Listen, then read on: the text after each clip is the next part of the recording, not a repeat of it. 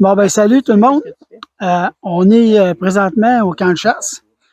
Et puis, quand on donne les formations pesca, on parle, nous autres, on prend 2 minutes, puis on parle de l'importance de caster un fusil. Pourquoi caster un fusil? Puis là, ben, aujourd'hui, ma blonde, elle a fait l'acquisition d'un nouveau fusil. Et puis, on va caster le fusil. Donc, on va le patronner, puis on va regarder comment faire. Donc, on va commencer. Et puis, j'étais avec mon chum Mathieu. Mathieu, lui, il travaille pour Browning. Donc, on est assez bien outillés pour ça. Et puis, on va vous montrer là, c'est quoi les étapes patronnées. Puis après ça, comment est-ce qu'on fait ça? Pour mettre un chim, pour le mettre vraiment là, pour nous autres. Je vous reviens quand on va avoir fait l'exercice.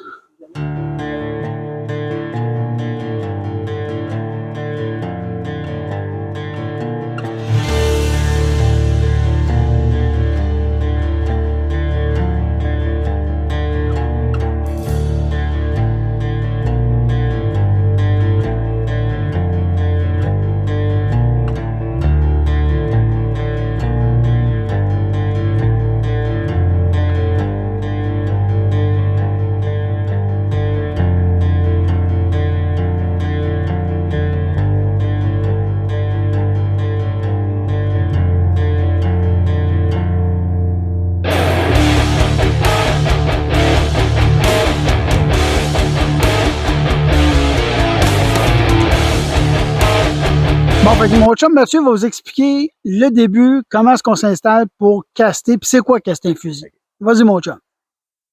Pour caster un fusil, là, qu'est-ce qu'on veut savoir, là? C'est si les yeux gardent en même place où est-ce que le fusil va tirer. Fait que qu'est-ce qu'on veut? C'est qu'on veut pas faire de correction mécanique sur la posture. Ce qu'on fait, c'est qu'on fait juste prendre notre posture de tir normale. Fait que je suis mon pied en avant, les sacotés à ma joue. Puis là, je bouge pas ma tête, je fais juste monter le fusil. Je vais chercher ma cible au centre, puis je vais tirer. Ce que ça va faire, c'est que c'est ma posture naturelle de tir.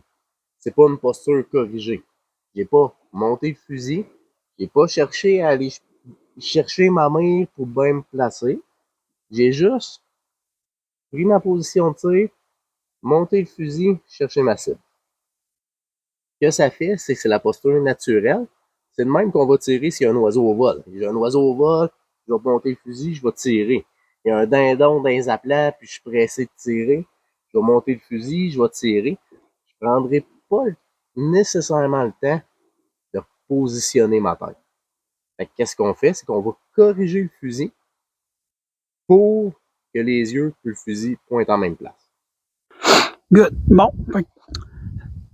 Il est arrivé, quand on a fait la vidéo avec Mathieu pour le patronage, il est arrivé une erreur. J'ai pas pesé sur record. Donc là, j'ai pas pu faire le montage. Je vais, là, ce qu'on va faire, c'est qu'on est à notre camp de chasse numéro 2. Puis là, on va reprendre juste la partie que Nat tire dans le papier pour patronner son fusil.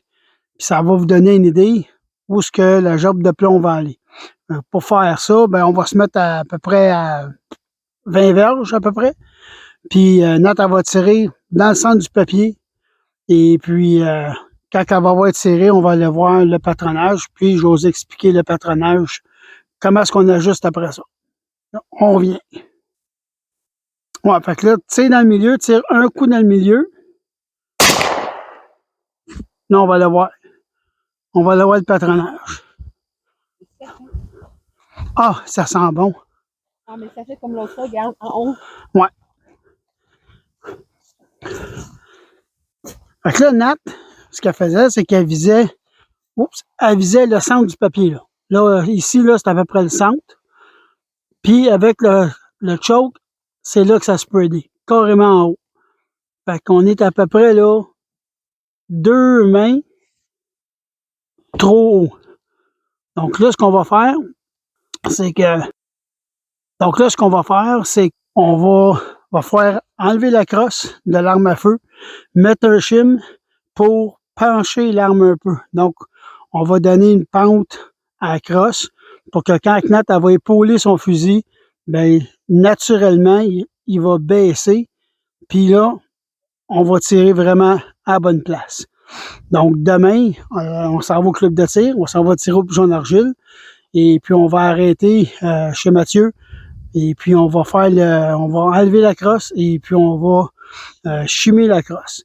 Et puis là, mais qu'on va faire une séance de tir au pigeon d'argile, on va voir ce que ça donne. Puis là, après ça, ben, on va pouvoir voir où c'est que ça va aller notre papier.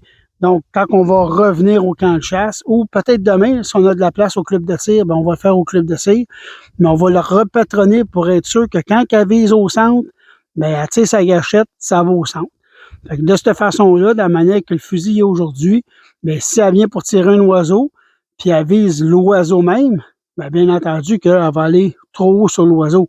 Fait que soit elle va passer par-dessus, ou la jobe de plomb n'ira pas vraiment où ce que ça devrait aller. D'où l'importance de patronner son fusil. Quand vous achetez un fusil, il faut faire cet exercice-là pour être sûr d'avoir toujours le meilleur, comment je peux dire, le meilleur rendement quand vous tirez sur vos oiseaux. Donc, demain, on va revenir avec la petite séance d'ajuster la crosse. Après ça, je fais tout le montage. Vous allez tout voir ça de A à Z. Salut la gang! Tu veux-tu que je retire puis que je le force par en pas pour voir qu'est-ce que ça va donner? C'est comme on avait fait avec Mathieu, là? Ouais, bonne idée. Fait là, on va se replacer. On va garder le même papier. Puis là, Nat, elle va tirer plus bas pour un peu valider ce qu'on vient de dire. Fait que là, vu qu'elle va tirer plus bas, ben forcément qu'elle devrait arriver à peu près au centre.